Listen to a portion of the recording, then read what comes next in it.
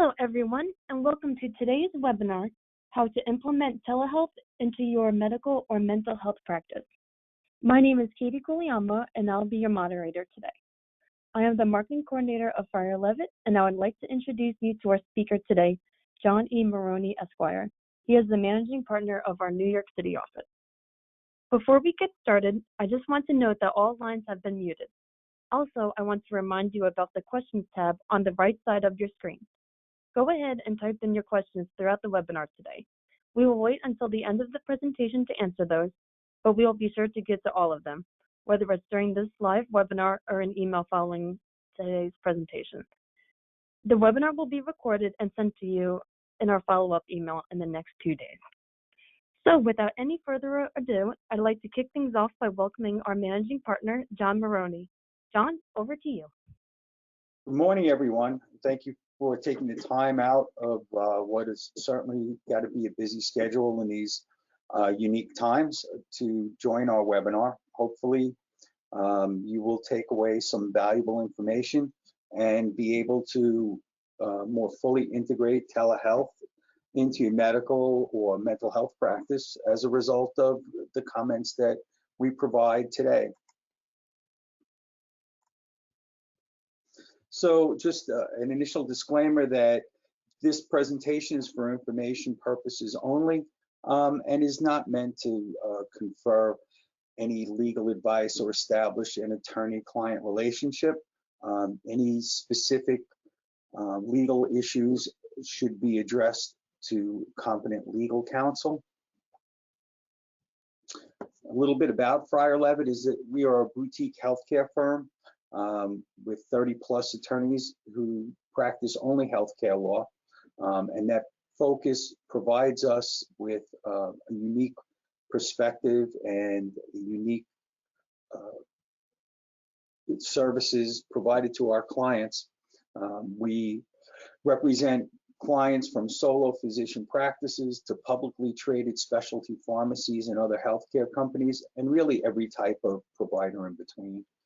Providing the complete panoply of legal services to our clients. So today's presentation is addressing telemedicine, and particularly the use of telemedicine against the backdrop of COVID-19. So Frier Leavitt has been involved for many years in telemedicine. We represented and continue to represent a number of telehealth providers, as well as physicians and other licensees that utilize telehealth. So telehealth services really covers a very broad spectrum of topics. Basically, any physician out that's listening today probably has engaged in telemedicine, but doesn't even really realize it. But any physician that has taken a call when on call or from a patient and evaluates the situation over the phone and then orders medication for the patient is engaging in a form of telemedicine. But really, what we're talking about here is telemedicine that is either delivered via a two-way audiovisual conference or a store and forward methodology. It also involves remote patient monitoring, as well as chronic care management and a variety of other disciplines that have emerged that essentially involve non-face-to-face encounters between providers and patients. Now, defining what needs to be done as a telehealth encounter is often defined by both state law and the particular payer. Medicare, for example, has had a variety of rules that limited telehealth for many years. The benefits of telemedicine. Essentially, it allows greater access and greater connection between provider and patient by curtailing the need in some circumstances for patients to be physically present with the provider or traveling to the provider's office. It helps providers retain patients who would otherwise be traveling either to an emergency department or an urgent care center. And again, in these times where we're exercising social distancing, any encounter that can be performed without the patient needing to leave home is both a benefit to the patient and to society, and to help us flatten the curve. It can also be beneficial to physicians by increasing their accessibility.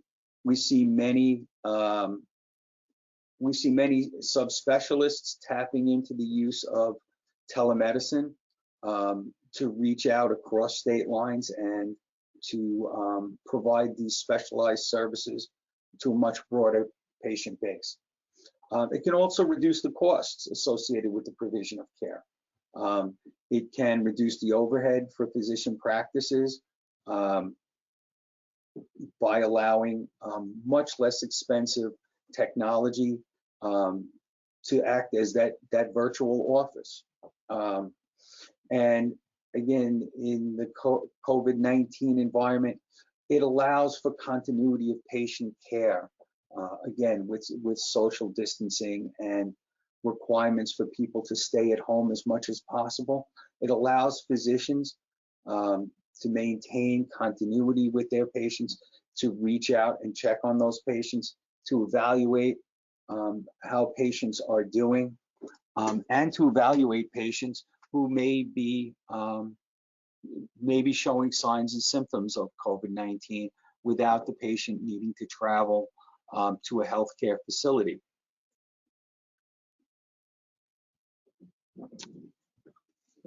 So what are some of the, so telemedicine has been around for many years, but what were some of the limitations and some of the regulatory concerns?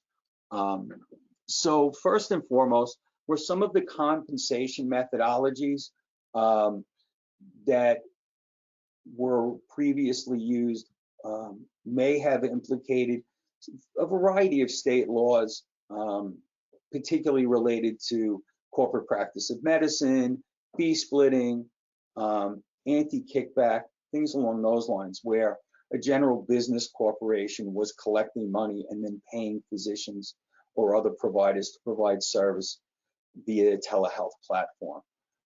Unfortunately, there have been a number of telemedicine models that were exploitive and used to generate unnecessary ancillary services or medical services. And in fact, there was a good deal of regulatory enforcement in the telemedicine space where these kind of nefarious models were put together. And that's not what we're expounding on here. What we are talking about is telemedicine used in its purest form. Telemedicine used to benefit provider and patient, and not to just generate unnecessary services and expenses. It is really meant to be a vehicle to connect patients and providers. To that end, there is another requirement that providers be appropriately licensed, and this creates a good deal of regulatory analysis and questions that come up. And generally, providers need to be licensed in the jurisdiction where the patient resides. There are some exceptions, and there is some movement in trying to expand that to allow providers to engage in telemedicine across state lines. But again, that anyone that's contemplating doing that really needs to get an opinion, a legal opinion on the appropriateness of that. And again, it is very state specific. The next is the modality. What type of technology is appropriate to engage in telemedicine? And in this presentation, we're going to speak a little bit about the waivers that have been created because of the COVID-19 epidemic or pandemic. But historically, most states required real-time audio-visual conferencing that was HIPAA compliant. The next is a question of whether a bona fide practitioner-patient relationship can be established via telemedicine. So some jurisdictions required a face-to-face encounter between the provider and the patient before telemedicine could be used. That had actually even spawned a very significant legal battle in the state of Texas, resulting in the Texas legislature passing a law that a telemedicine encounter could be used to establish a physician-patient relationship. The next, which is a very critical piece of telemedicine and the regulatory landscape, and that's the standard of care. There's very often a lot of confusion about telemedicine because of the inability for actual contact, physical contact with the patient. So you can see that logically it's very difficult for a physical exam to be conducted or for vital signs to be taken. So many people have the misconception that telemedicine is somehow different or the standards are different than the face-to-face encounter, which is not true. Virtually every jurisdiction holds providers to the same standard of care via telehealth encounter as they would in a face-to-face encounter. So telemedicine is somewhat limited in that if a clinician needs to have vital signs or lay hands on the patient, then to develop a diagnosis, that treatment can't be rendered via telemedicine. Then the next regulatory concern, which really kind of separates the type of telemedicine that we're talking about from traditional just the telephone calls and consultations, is the ability to bill for virtual encounters. Payers have a variety of approaches to this, and there are a variety of different CPT codes and modifiers that are applied to different telehealth encounters.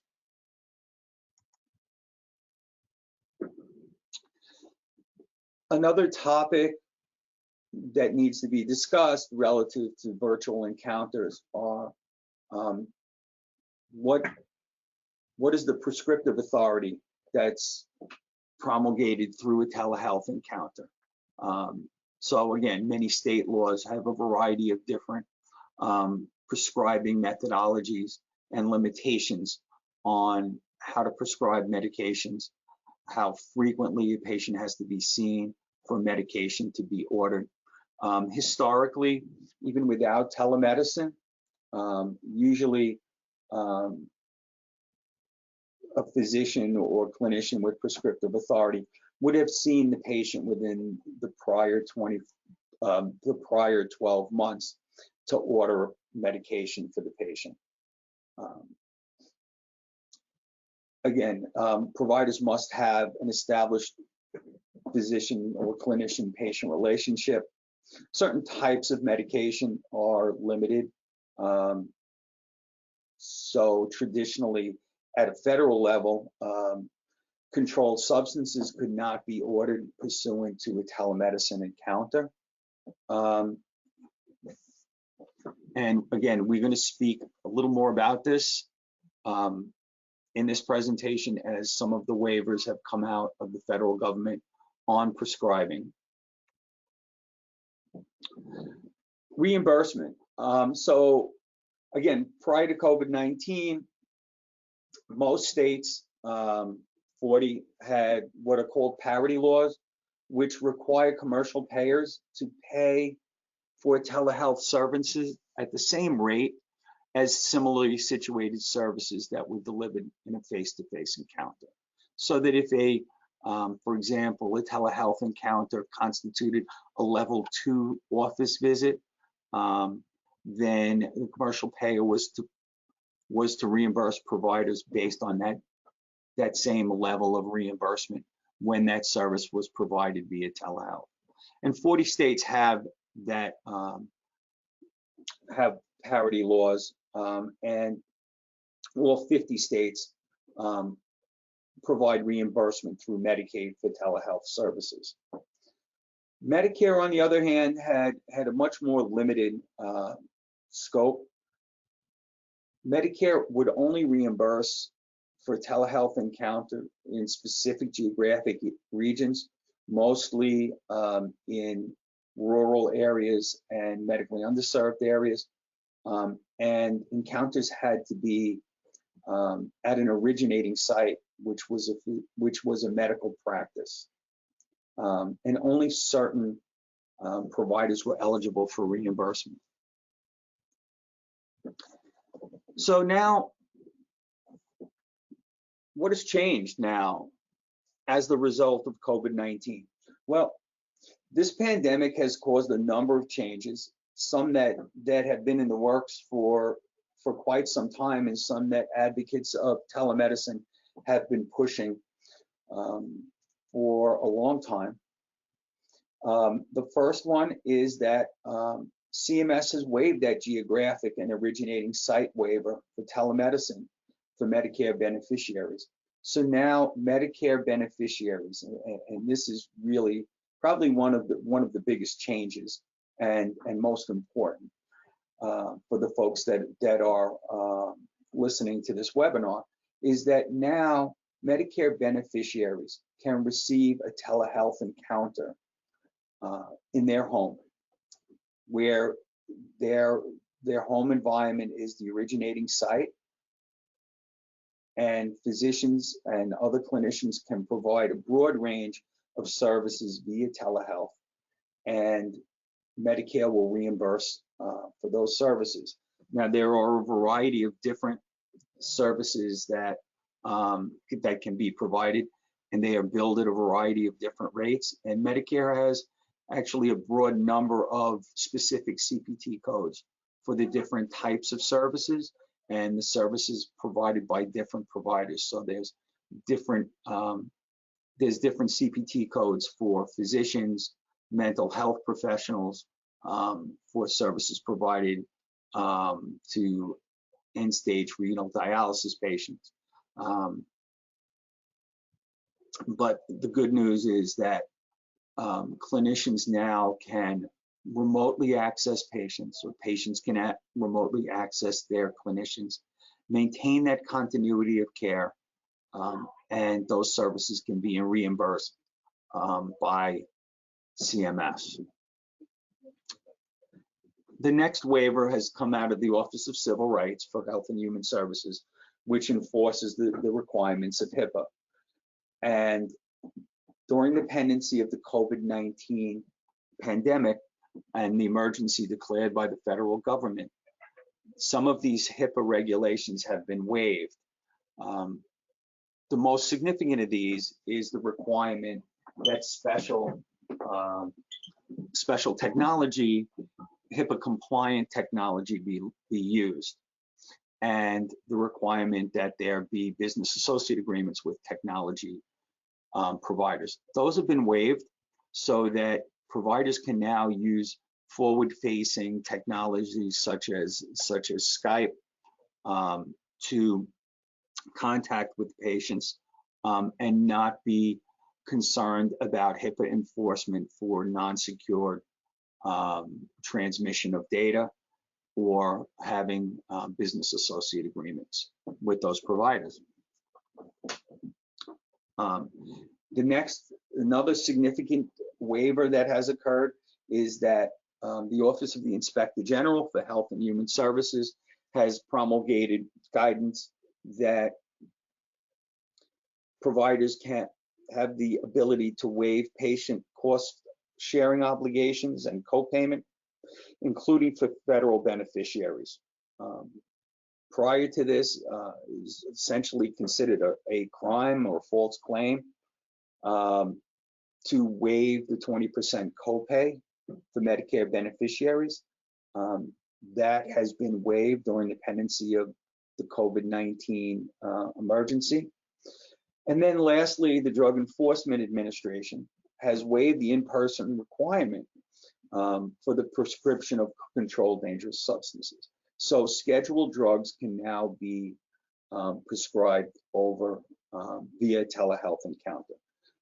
This is a tremendous change, particularly for pain management practices or any provider that's treating a patient for chronic pain.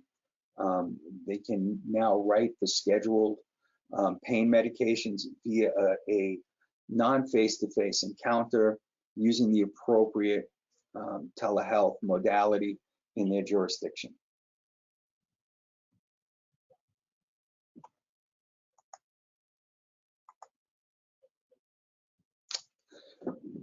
So for any provider that is interested in pursuing telemedicine, we've created this checklist. So the first thing is, what technology platform are you going to use? What is the best way to access patients?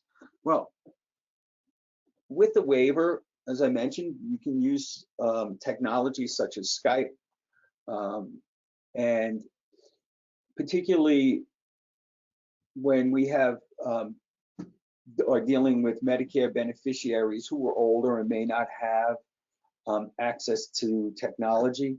The HIPAA waivers and many of the other waivers likely allow family members to participate. So using a simple technology right now, like Skype, with the help of family members for older people that may not be as technology savvy, it's probably the quickest and easiest way to implement telemedicine from the technology standpoint. But we also suggest, to the extent that you can access more sophisticated platforms that post COVID-19 will continue to be compliant, is something that you may want to look towards as well. We don't know if any of these waivers or some of these waivers or none of these waivers will survive the emergency declaration. So technology is an important piece of this, but so you can start off with the simpler platforms and migrate over to more sophisticated platforms, because we believe that and have for a very long time that telemedicine is the future of medicine, or a future piece of medicine, and is certainly here to stay. The next is to review your HIPAA policies vis-a-vis telehealth. Even though there are waivers, we want to make sure that patient privacy is maintained. We want to make sure that we're not allowing access to other medical records, other issues, other data. So we want to hew as closely as we can to HIPAA regulations, even with the waiver. The next is making sure and checking with state law with what are the appropriate modalities in your particular jurisdiction, whether you require audio and visual, or just audio, but essentially most jurisdictions now require audio and visual encounters. Also, state-specific consents, particularly as it relates to reimbursement and consent for treatment via telehealth. And at this point, I just like to pause for a second and provide a little bit of guidance on how to actually engage in a telehealth encounter. We're in the middle of a pandemic. We're in the middle of an emergency right now. But as previously discussed, we have to abide by the same standard of care that we need to when it is a face-to-face encounter. So I would advise all clinicians to maintain medical records, maintain charting in the same manner that you would in a face-to-face encounter, and even take it to an additional level in making sure that patients understand the limitations of the telehealth encounter, and that patients are advised that that the services that can be provided via telemedicine are somewhat limited and do not take the place of all face-to-face encounters. Telehealth is a very useful tool, but it is exactly that. It is a tool that covers a certain aspect of healthcare, but doesn't replace face-to-face encounters in all circumstances, and probably doesn't replace face-to-face encounters in most circumstances, but is a useful tool, particularly during this crisis, to make sure that patients can connect with their providers and can maintain continuity of patient care. Which leads to the next piece, is making sure that there's proper licensure and that the encounter that's occurring via telehealth comports with applicable state law, and that the clinician that's providing the service is licensed to provide that service in that patient's remote jurisdiction. As I mentioned, adherence to standard of care. Providers need to be cognizant of what they need to do to make certain assessments, and anytime that there is any question of whether a diagnosis or a treatment plan can be developed based on the non-face-to-face encounter, providers would be well advised to advise the patient to go to an urgent care or come into the office if possible. Particularly in evaluating, COVID-19 or patients experiencing signs and symptoms of COVID-19. It may be difficult at times for clinicians to make the proper diagnosis. So, out of an abundance of caution and weighing the risk, benefits, and alternatives, as clinicians would in any situation in providing informed consent to a patient, is to make that determination of when to advise a patient to seek traditional medical care.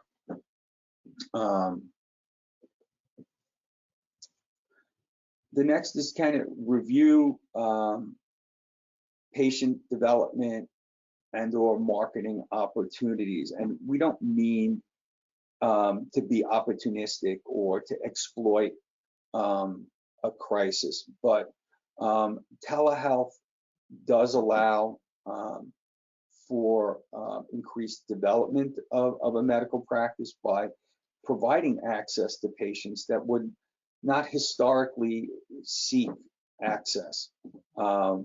So this breaks down, telehealth has the potential to break down barriers and allow greater access to patients. But again, one needs to be careful in the methods of marketing, that you're not violating HIPAA's prohibition or limitations on marketing. But really what we mean here is to provide information to the community of the accessibility of telehealth. And then confirm billing guidelines for applicable payers. So we've touched on some of Medicare's rules and regulations. Many of the commercial payers are following suit. And we've seen a number of large commercial payers promulgating policies waiving copays for telehealth encounters during the COVID-19 crisis. So check with your commercial payers, check with whatever networks you're in, and confirm with them how to bill. And there are different methodologies. So, as I mentioned earlier, some payers have specific CPT codes, have specific policies on telehealth. Others do not, but those that do not are compelled to pay under the law at the same level as they would for an office visit. So for payers that don't have specific telemedicine codes, providers, along with their coding and billing folks, need to look at, what the services are being provided and how those services would fit into traditional CPT codes for E&M encounters and bill accordingly.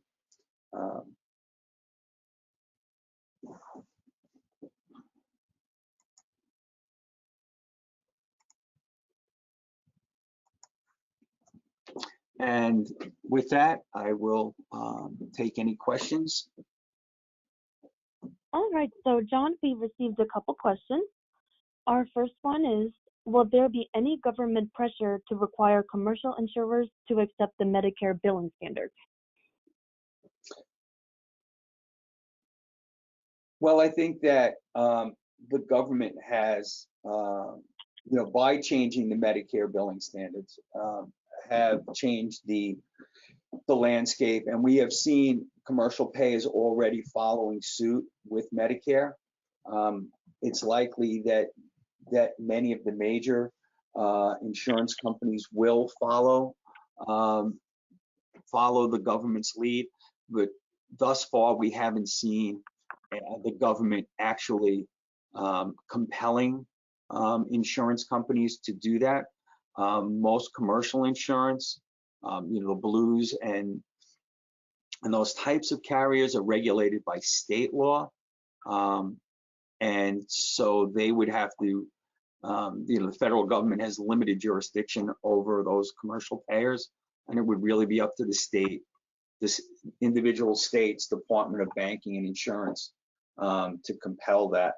But as I said, we are seeing many of the insurance companies follow suit with Medicare.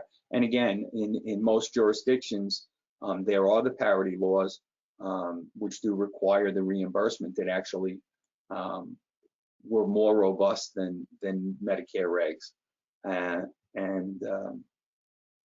And as I said, we have seen waiver of copay and patient responsibility. Great, thank you, John. Speaking of Medicare, does Medicare require the 1135 form to be approved by Medicare for the provider in order to bill for the telehealth service?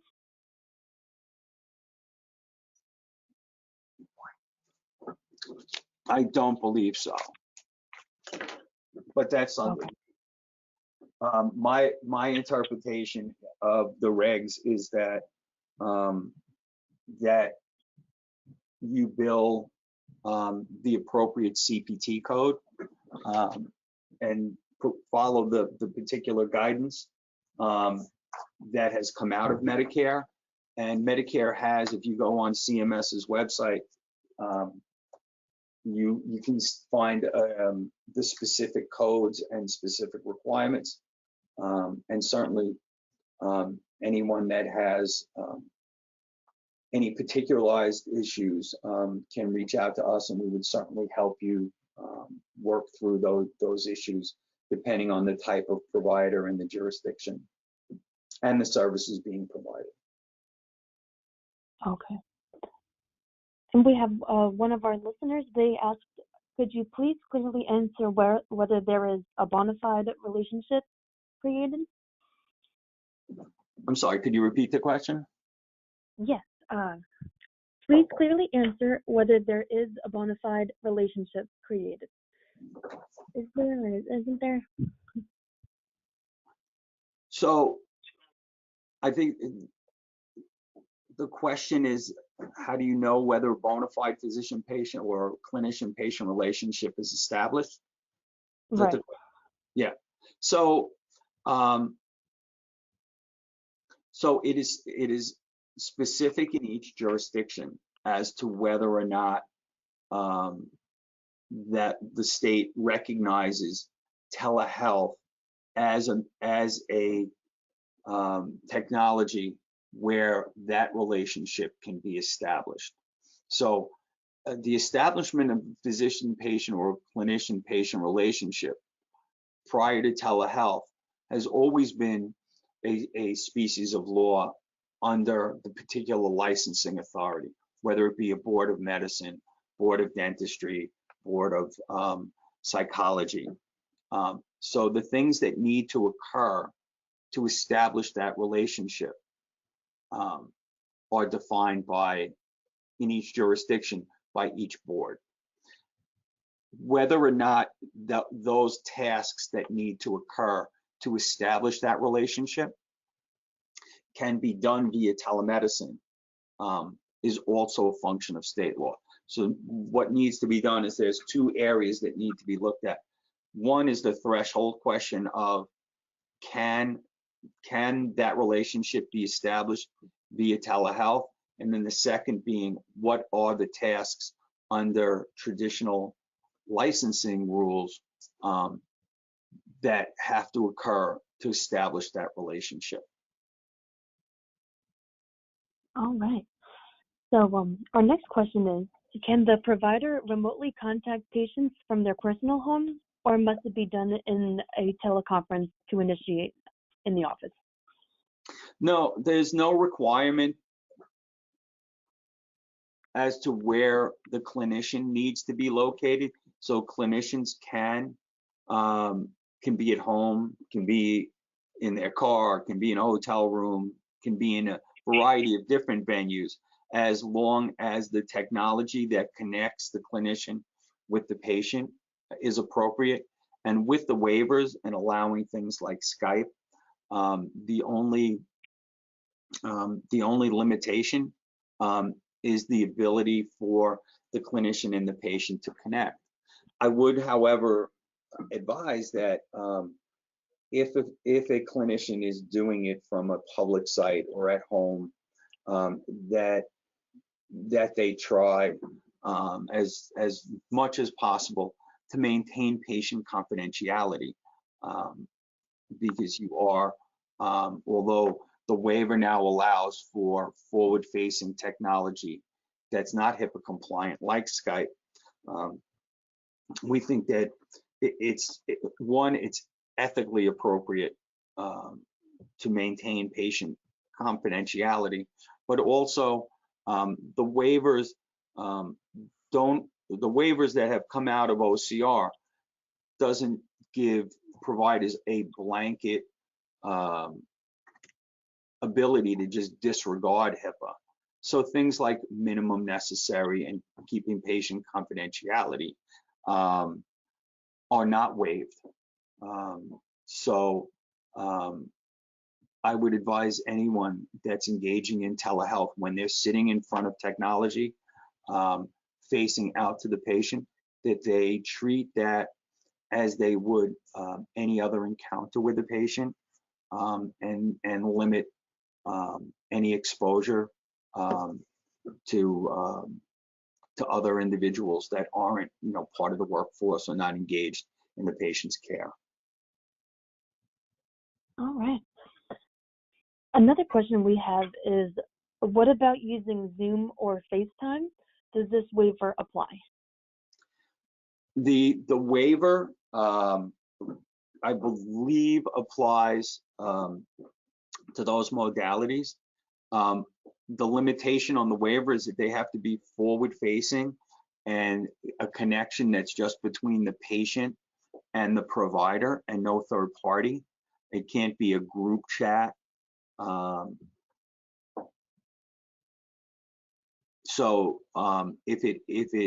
If the point-to-point contact is just between clinician and provider, those other modalities, it's not just limited to Skype. FaceTime is another modality. Any of the forward-facing modalities that are point-to-point can be used under the waiver. Okay. All right, we have another question concerning pain medication. They stated we test urine or give blood tests to ensure patients are not using other drugs as well. How is this going to be handled through telemedicine? This test is essential for this type of script. Yeah, so as I mentioned in the section on standard of care, you want to maintain the same standard of care. And the ability to write for opiates or scheduled medication via telemedicine is just that. It just allows for the ordering of that medication. You'd still have to maintain the same standards based on the CDC guidelines for managing managing patients with opiates for chronic pain management, as well as state law on monitoring the PMP and getting tox screens. What I would suggest in that circumstance is that you follow the same approach and try and get tox screening from an outside lab. I mean, as I said, there's no way to 100% avoid face-to-face encounters or having patients having to leave their home for tests or other things. But my suggestion is that you order a urine analysis at a Quest lab or some other lab where they have sites in the community where samples can either be dropped off or collected, and then have the results sent to you, and then address the patient accordingly. But I would not take the waiver of the order, the DEA waiver, as license to just ignore the other requirements. Okay. Our next question is the requirement that the patient has been seen by the provider within the last year still in place under waiver 1135?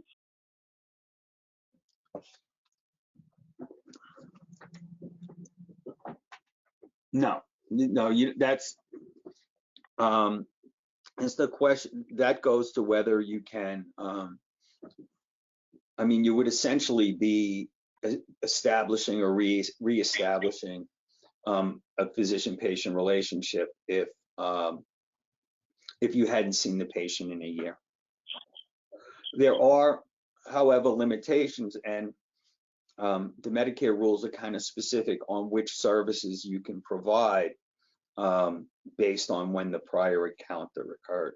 But for the general telehealth encounter itself, that can be established at any time. All right.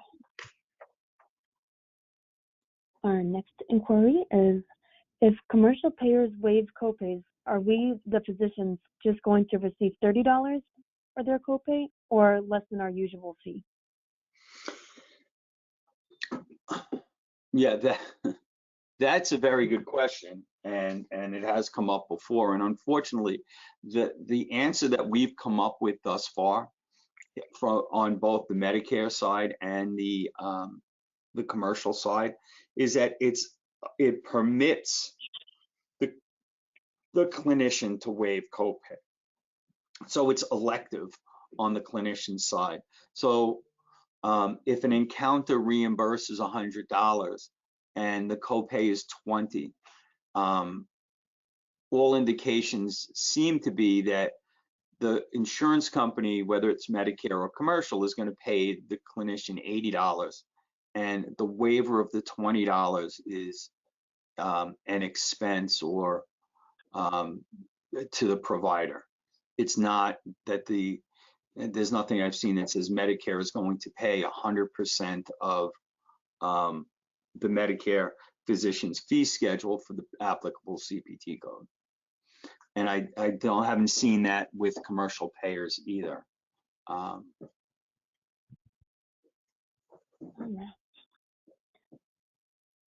We have another question. Can I provide telehealth for patients in different states? For example, I am in New York. Can I see patients in New Jersey where I do not have a license? So that requires an analysis of the particular jurisdictions. So I can't answer it definitively, but what I can say is some jurisdictions, some states have different rules, even some that predated COVID-19. It depends on circumstances, particularly in border states like New York and New Jersey, where a clinician may be in New York, someone is a resident of New Jersey, has seen the physician in face-to-face encounters, has been managed, has gone to New York and seen the physician and is now in New Jersey. Some states, some jurisdictions will say that that's fine, that you don't need a license in New Jersey to maintain that continuity of care. We've actually done this analysis for a number of jurisdictions. So there are many states that allow that if a physician-patient relationship has been established in one jurisdiction, that no matter where that patient goes, the physician can engage in a telehealth encounter, even though the patient is in a jurisdiction where the clinician is not licensed. But that's a very fact-specific analysis.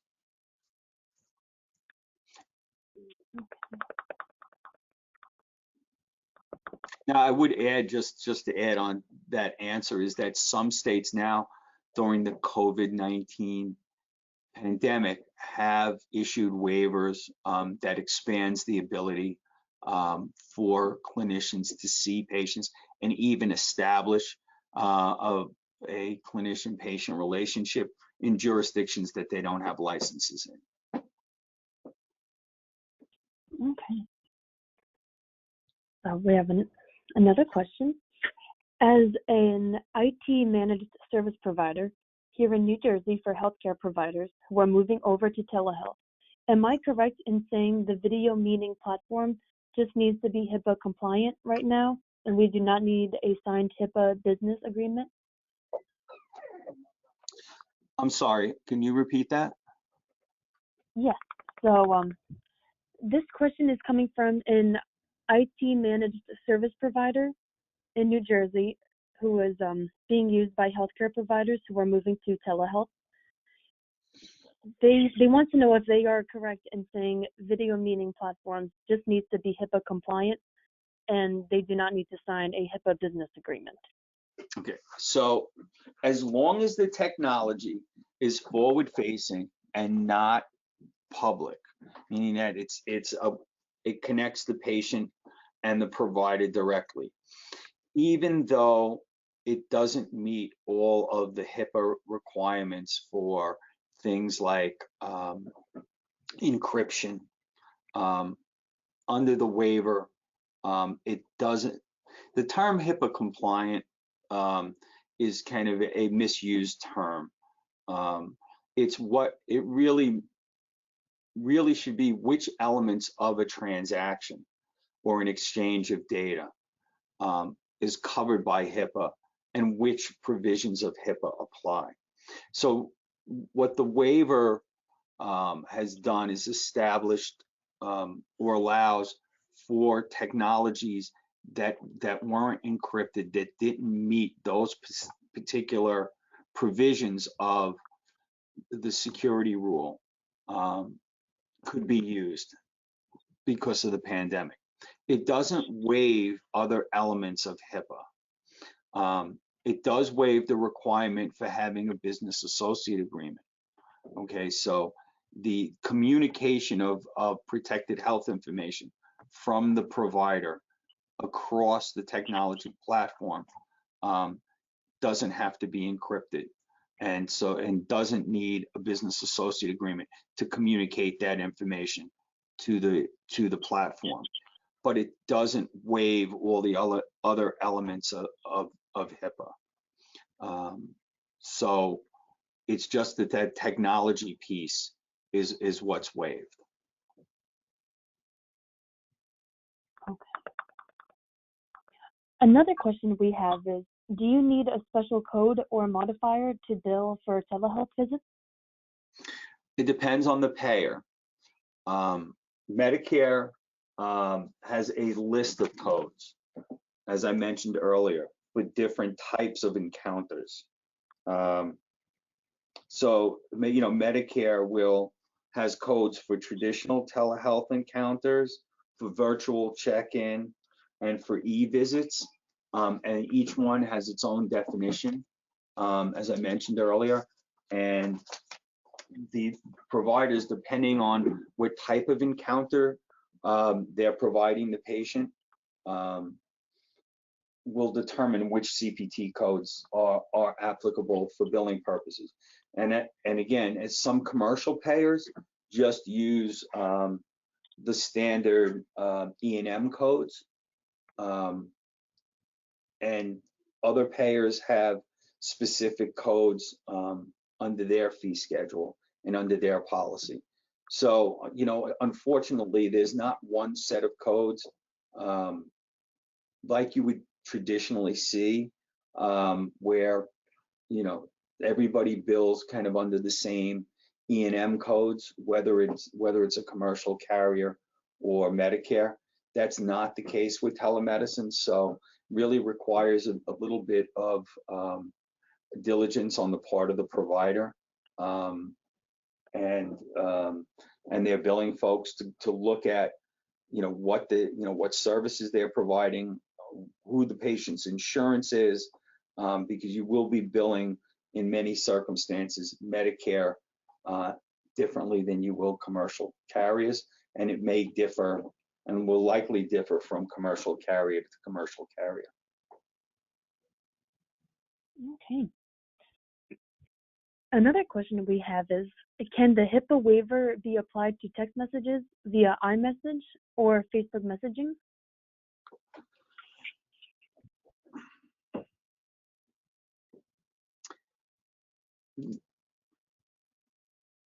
The actual guidance that OCR has promulgated deals with specific telehealth encounters.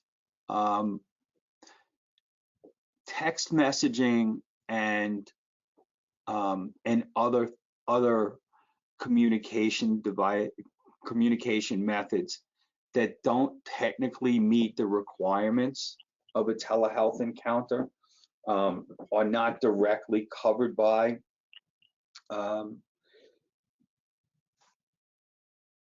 the waiver. However, many of these under HIPAA generally are addressable, and part of addressability under HIPAA, there are a number of factors that come into place, and I would say that certainly during, although there's not direct guidance, that during the COVID-19 crisis, that the use of these, again, being done prudently and hewing as close to the HIPAA regulations as possible, is that it would, under the addressability standards, that using these devices to communicate with patients for the treatment, for continuity of care, for those types of things, would likely although not specifically addressed under the waiver, would be addressed under addressability, the addressability standards of HIPAA, and I would recommend that that their use is acceptable. All right. Another question we have is, can the physician have their nurse or PA on the line with the patient through a conference line or a three-way Skype or FaceTime?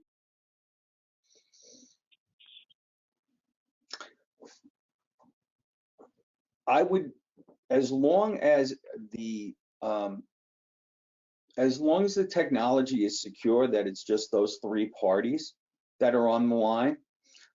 As far as, again, I would look at the virtual encounter and the clinician, the physician, and the nurse being on the line simultaneously, analogous to having the physician and the nurse in an examining room at the same time, is that there is no HIPAA issue with the two of them receiving PHI simultaneously or being present together.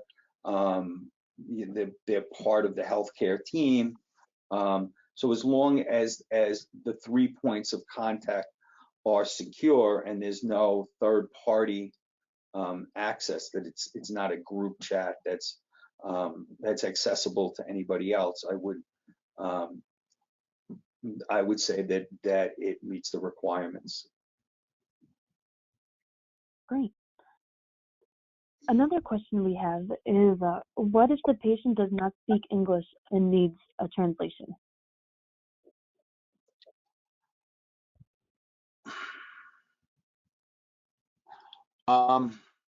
Well, I would, again, I would address that the same that I would before dealing with telemedicine. It is an interesting question. Historically, even many hospitals have used translator banks for that purpose. So I would venture to say that connecting a translator on a telehealth encounter is no different than connecting a translator when the patient and clinician are physically together and the translator is remoted in. So again, as long as the points of contact are secure, I think it poses a minimal risk. Again, the spirit of the waivers are so that patients can remain at home and limit their travel, while concomitantly providing them access to their physician or access to healthcare. So I think as long as that spirit is maintained and that everything is done in good faith, that the arrangement is acceptable. And in fact, in some of the waivers, the government actually uses that language, is that the clinicians are acting in good faith. All right. Our last question today is, are private payers waiving copays as well? Yes, some private payers are waiving copays, and you need to check with the payers. We recommend that you contact the payer before you waive copay. The other thing is, in waiving copay, that there has to be appropriate documentation. For all of these telehealth encounters, when you're availing yourself of these waivers, you need to make sure that the documentation is very clear, and that it's maintained. Unfortunately, we've seen this in prior disasters and prior situations where there were waivers or there were certain issues because of, such as during Hurricane Sandy. If things come up a year down the line, 6 months, 2 years down the line, people forget that the date of service occurred during an emergency. So you want to be able to have good documentation, say, hey, yes, this is what we did, and this is why we did it, and it was during the pendency of an emergency where there was a waiver. Particularly with waiver of copay, and we've although this webinar is about telemedicine, is that Frier Leavitt has a very big practice in representing pharmacies and people in the supply chain. There have been a lot of waivers of copay that have been promulgated by the federal government, but where the pharmacy benefit managers have not formally adopted it. And historically, for failure to collect copay was a basis for terminating providers from a network.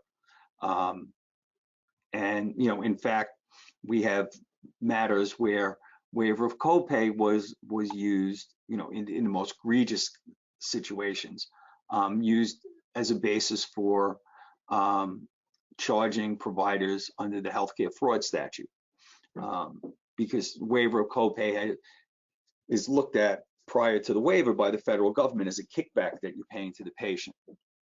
So you want to make sure that your documentation is appropriate.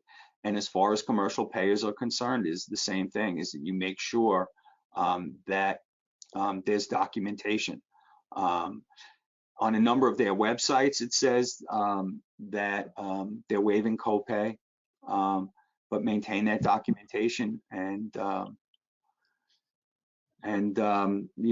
get those patients access. And again, informed consent to the patient and document that you're not collecting copay from the patient, that the patient doesn't have that obligation because of their insurer. Make sure that it's well documented and maintained. Great. Well, thank you so much, John, for speaking with us today. Here's John's contact information if you'd like to contact him. And we will be we had a lot of questions during this webinar. We will get back to you soon via email. And this whole webinar was recorded, so that will be also received in a follow-up email.